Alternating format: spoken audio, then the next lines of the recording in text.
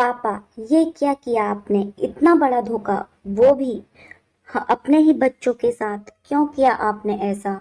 आखिर क्या कमी थी हमारे प्यार में, हमारी देखभाल में, जो आपने ऐसा कदम उठा लिया कि एक ही पल में सारे रिश्तों को भुला दिया, चकनाचूर कर दिया। उन सारी यादों को, उन सारी बातों को, जिन्हें याद करके हम खुशी से पागल हुआ करते थे, गर्व किया करते थे अपने पापा पर कि हमारे पापा दुनिया के बेस्ट पापा हैं, जिन्होंने कभी भी हमारी किसी भी बात को नहीं टाला, जो मुंह से निकला फौरन ला कर दिया। मुझे याद है आज भी बचपन के वे दिन, जब हम स्कूल जाया करते थे और हम लेट ना हो जाएं, आप अपने हाथों से एक एक निवाला खिलाया करते थे। कभी कहानी सुना सुनाकर, कभी बहला फुसलाकर, और हम बहकावे में आकर खा लिया करते थे। पता तब चलता था जब सारा खाना खत्म हो जाता था और आप जीत की खुशी से मुस्कुराते थे। कितना प्यार लुटाते थे हम बच्चों पर। आपका सारा प्यार हमारा था। पापा माँ भी कितना खुश होती थी हमें खुश देखकर। याद है आपको जब एक बार मुझे तेज बुखार आया था, तो आपने ही मेरे माथे पर पट्टियां रखी थी और मैंने आपका हाथ सारी रात नहीं छोड़ा था, लेकिन आपने एक ही पल में सब कुछ खत्म कर दिया। माँ के साथ भी विश्वासघात किया है आपने, धोखा किया है। एक बार भी नहीं सोचा कि माँ को गुजरे हुए अभी 1 साल भी नहीं हुआ।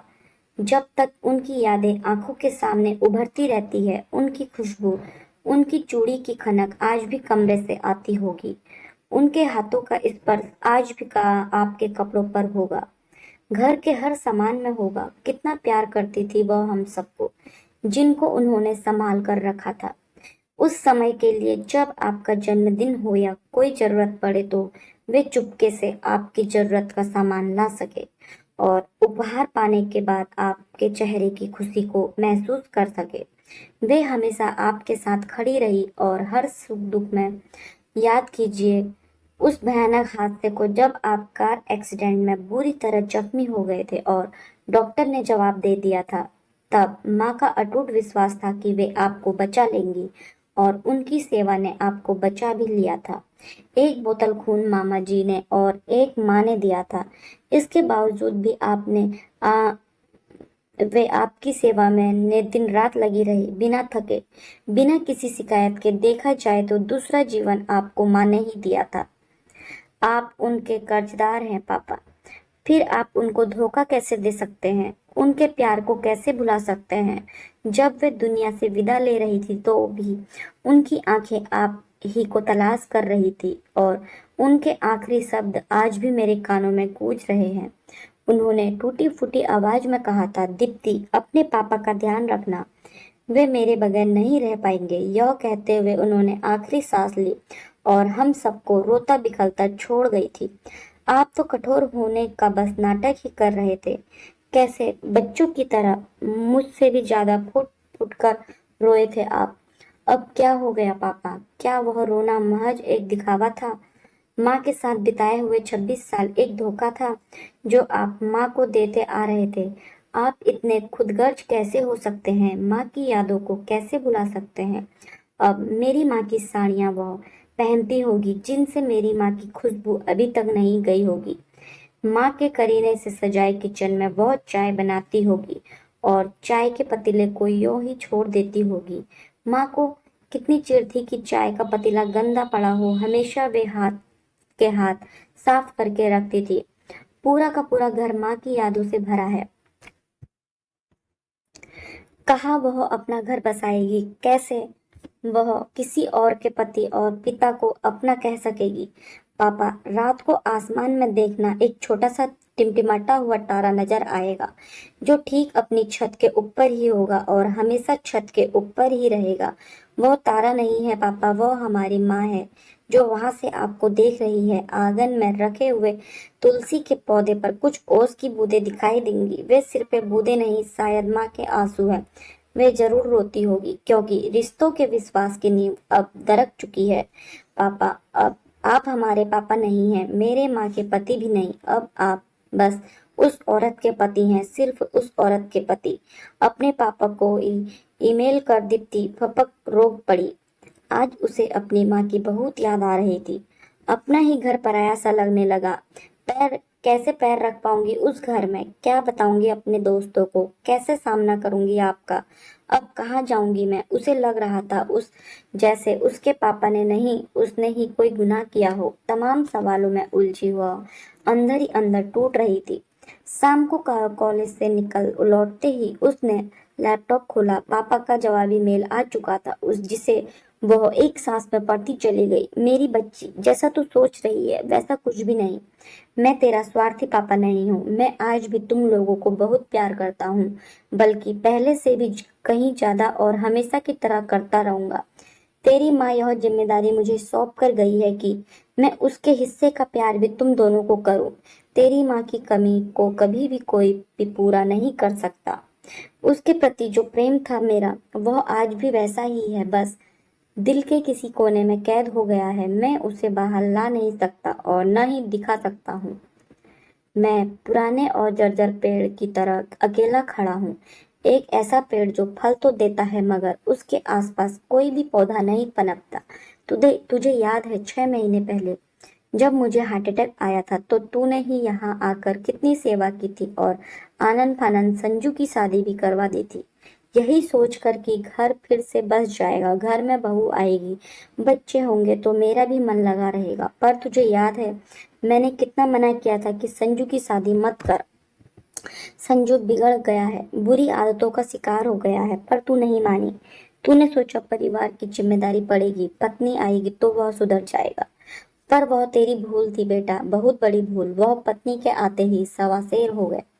यह तो तू जानती ही है कि शादी के 1 महीने बाद ही वह मुझे से अलग हो गया था।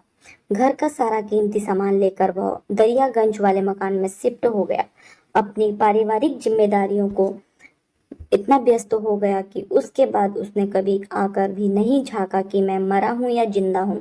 बस एक बार आया था, कार की चाबी और कुछ जरूरी पेपर लेकर चला गया। बड़े ही रुखे और सपाट स्वर में उसने कहा था, आपको बुढ़ापे में 2 रोटी ही तो चाहिए, मिल जाएगी। मैं उसके पीछे पीछे दौड़ा था, गाड़ी के पीछे भी, पर वो नहीं रुका। चला गया मुझे कुछ कपड़े, बर्तन और पुराने फर्नीचर के साथ छोड़कर।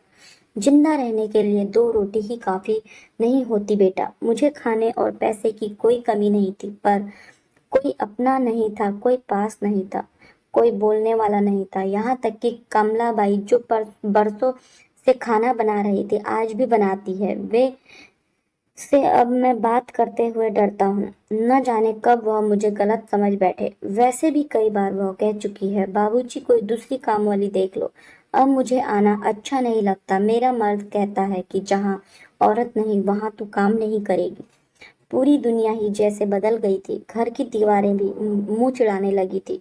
खाली समय काटे नहीं काटता था। चौबे जी के साथ पार्क में घंटे 2 घंटे कट जाते थे। पर एक दिन वे भी कहने लगे, पत्नी नाराज होती है, पोते को होमवर्क कराना होता है। मैं ही भूल गया था कि खाली तो बस मैं ही हूँ, बाकी सब तो परिवार वाले हैं। पर मैं क्या करूँ, कहाँ जाऊँ और कितनी देर। चारों तरफ अंधकार ही अंधकार नजर आने लगा था। उस रात जब मैं टिमटिमाते तारे में पुष्पा को देख रहा था, तो बातों का सिलसिला चल पड़ा। कुछ उसने अपनी कही, कुछ मेरी सुनी। इस कहासुनी में आधी रात कब निकल गई पता ही नहीं चला। बूढ़ी हड्डियां और जाड़े की ओस बुखार ने तेजी पकड़ ली। मैं पूरी रात लॉन में झूले पर पड़ा रहा। सुबह जब घनश्याम सफाई करने आया तो देखकर घबरा गया। उसने मुझे अंदर लिटाया और तुझे और संजू को फोन किया था। संजू आया, उसने मुझे डॉक्टर को दिखाया और कुछ फल दवाएं रखकर चला गया, जिन्हें मैं छू भी नहीं सका। छूता भी कैसे, मुझे उसकी जरूरत थी ही नहीं। तू फोन पर परेशान हो गई थी और तूने कहा था, पापा आप अपना ख्याल रखना, दवाई लेते रहना, कमलाबाई से दलिया बनवा लेना। मैं पुणे से कैसे आ पाऊंगी, फाइनल एग्जाम में 1 महीना ही बचा है। आप हिम्मत से काम लो। मैं आपको फोन करती रहूंगी, पर अब हिम्मत मुझ में नहीं बची थी। कहाँ से लाता हिम्मत, एक तो बीमारी और दूसरा अकेलापन जो हम हरदम मुझे काटता रहता था। हार्ट अटैक के बाद से दिल बहुत घबराता था। घर की हर चीज में पुष्पा की यादें बसी थी। मेरा उससे बातें करने को जी करता था। मैं उसे ढूंढता तो झट से सामने आकर खड़ी हो जाती और समझाती थी कि तुम अपना ख्याल रखो। तुम्हें मेरी कसम, तुम्हें अभी जीना है अपने बच्चों के लिए, और फिर मैं मरता भी कैसे। यह इतना आसान नहीं था। तभी मेरी मुलाकात सुमित्रा से हुई। उसे भी एक साथी की जरूरत थी और मुझे भी।